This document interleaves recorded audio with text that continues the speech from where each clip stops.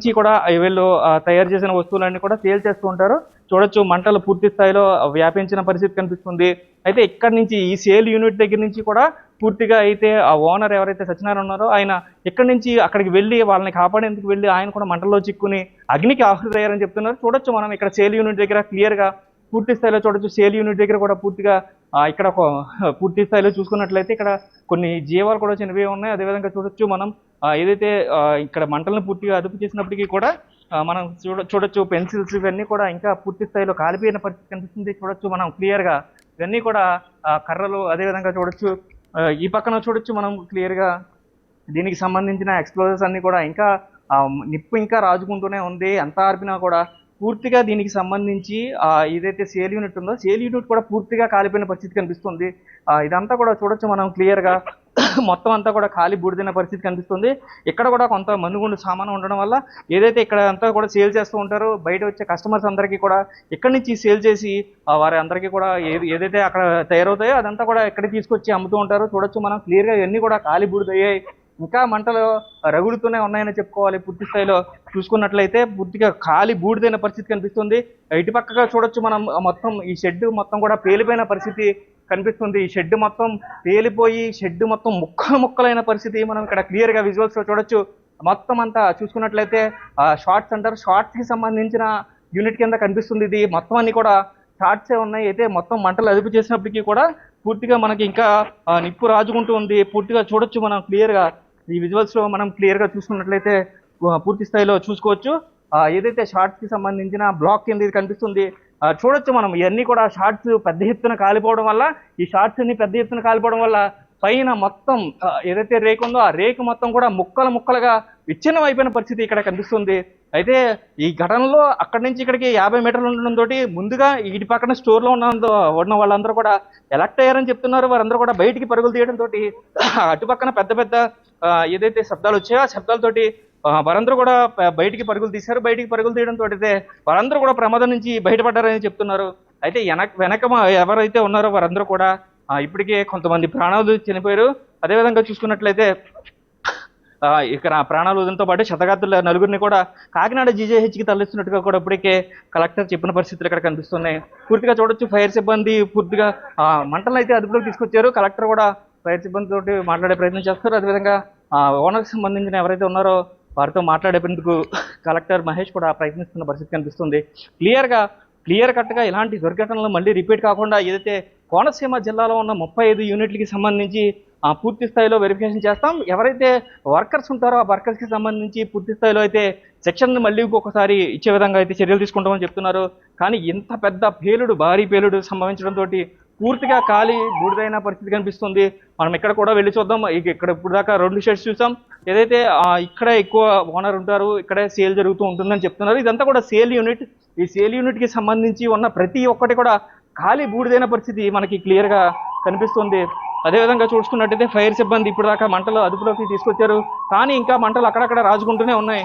ఇదంతా కూడా దీనికి సంబంధించి ఎక్స్ప్లోజర్ ఇప్పటికే ఖాళీ బూడిదైన పరిస్థితి కనిపిస్తుంది. ఇక్కడ చూడొచ్చు తాటేకి బాంబులు కావచ్చు, ఆర్ బాంబులు కావచ్చు, ఇవన్నీ కూడా చూడొచ్చు. మనం ఏదైతే ఈ బాంబుకి సంబంధించిన వస్తువులు ఉంటాయో ఈ బాంబుకి సంబంధించిన వస్తువులన్నీ కూడా పూర్తిగా కాలిపోవడంతో పెద్ద ఎత్తున ఎక్స్ప్లోజ్ అయిందని చెప్తున్నారు.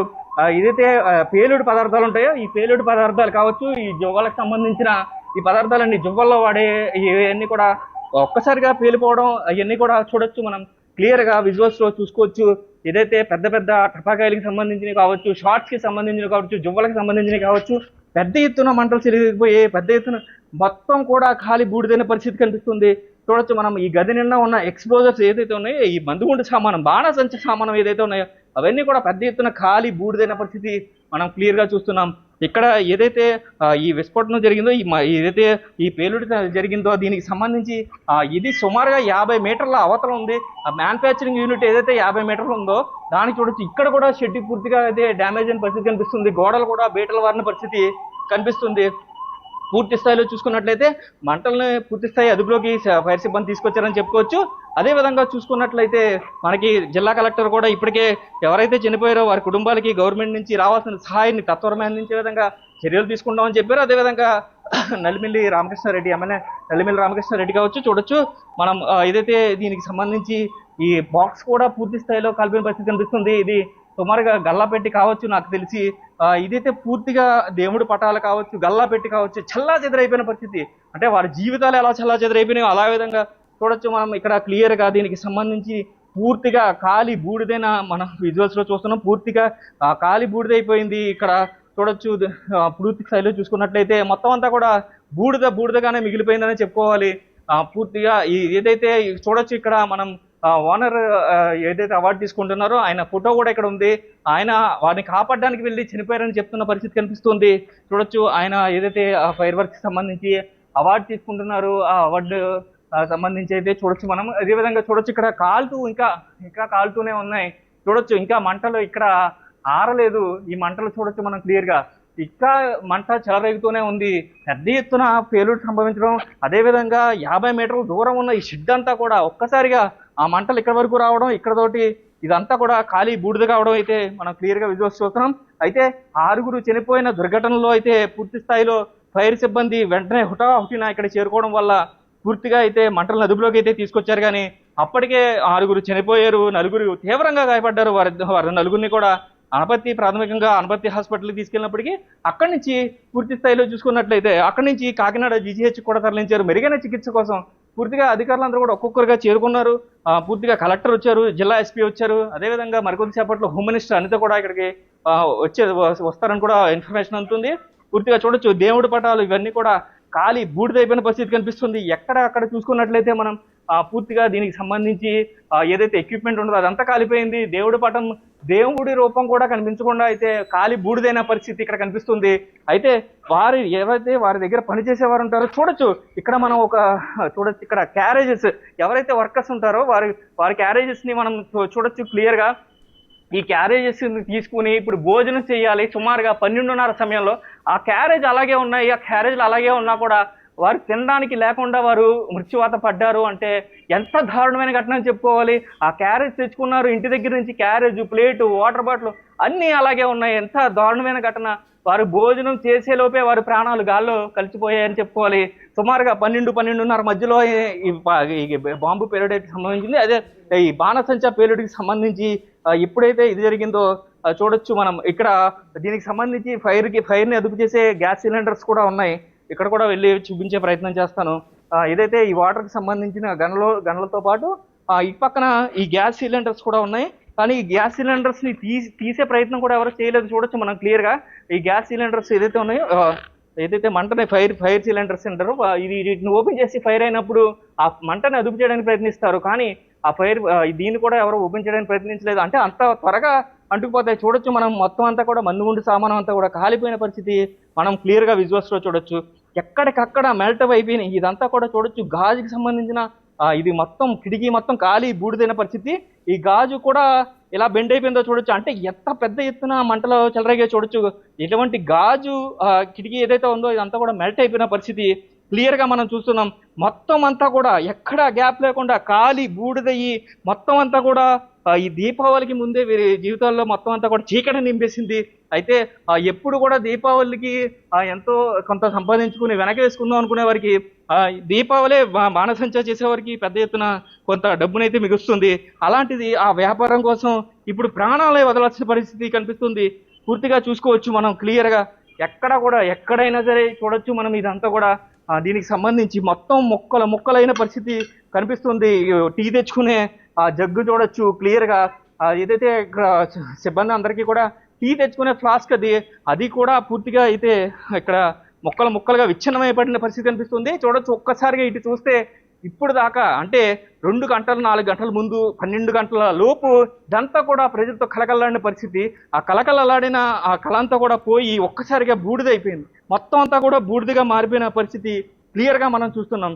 అసలు ఇలాంటి ఒక సంఘటన జరుగుతుందని వారు కూడా ఊహించుండరు. అయితే దీనికి సంబంధించి చూడొచ్చు ఈ ఫైర్ కి సంబంధించిన ఏదైతే ఇవి ఉన్నాయో ఇది విరిగిపోయింది. చూడొచ్చు మనం క్లియర్ గా ఇక్కడి నుంచి కూడా ఫైర్ ఏదైనా జరిగితే వెంటనే వాటర్ వచ్చే విధంగా ఈ పైపింగ్ అంతా కూడా సేఫ్టీ మెజర్మెంట్స్ తీసుకున్నారని చెప్తున్నారు.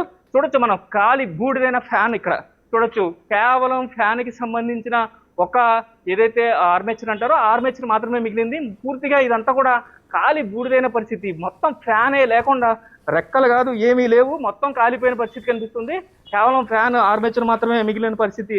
మొత్తం అంతా కూడా ముక్కలు అయిపోయింది, మొత్తం అన్ని కాలిపోయినాయి. కిటికీలు కూడా పగిలిపోయిన పరిస్థితి కనిపిస్తుంది. పెద్ద ఎత్తున మంటలు రావడం, ఒక్కసారిగా ఉన్న స్టాక్ అంతా కూడా కాలి బూడిదవడంతో ఎంతమంది ప్రాణాలు పోయాయో. అదేవిధంగా 6 ప్రాణాలు కోల్పోయారు, 4 తీవ్రంగా గాయపడ్డారు. వారి పరిస్థితి కూడా, వారిలో ఒకరి పరిస్థితి విషమంగా ఉందని చెప్తున్నారు. అయితే 6 ప్రాణాలు కోల్పోవడంతో ఈ ఘటన పట్ల అయితే పూర్తిగా ఈ గ్రామం అంతా కూడా విషాద ఛాయలు అలుముకున్నాయని చెప్పుకోవాలి. ఇటు పక్కన రోడ్డు మీద ప్రయాణించేవారు కూడా పెద్ద ఎత్తున వచ్చిన భారీ శబ్దాలకి, భారీ మంటలతోటి, పొగతోటి రోడ్డు మొత్తం కమ్మేయడంతో ఏం జరిగిందని కంగారు భయభ్రాంతులతోటి పరుగులు తీసిన పరిస్థితి కనిపిస్తుంది. ఎక్కడికక్కడ చూడొచ్చు మనం. ఏదైతే ఈ మంటలను అదుపు చేయడానికి ఉన్న సిలిండర్లు కూడా పూర్తిగా కాలి బూడిదైన పరిస్థితి మనం క్లియర్ గా చూస్తున్నాం. అసలు ఇది మొత్తం ఆ చిన్న సిలిండర్ కావచ్చు, పెద్ద సిలిండర్ కావచ్చు, ఏది ఓపెన్ చేయడానికి కూడా ప్రయత్నించకుండా బయటికి పరిగెత్తిన పరిస్థితి కనిపిస్తుంది. అయితే జిల్లా కలెక్టర్ మహేష్ తో పాటు స్థానిక ఎమ్మెల్యేలు, అదేవిధంగా పూర్తిగా అయితే వీరందరూ కూడా సిబ్బంది అంతా కూడా చేరుకున్న పరిస్థితి కనిపిస్తుంది. అయితే మొత్తం ఖాళీ బూడిదైన పరిస్థితి మనం చూడొచ్చు.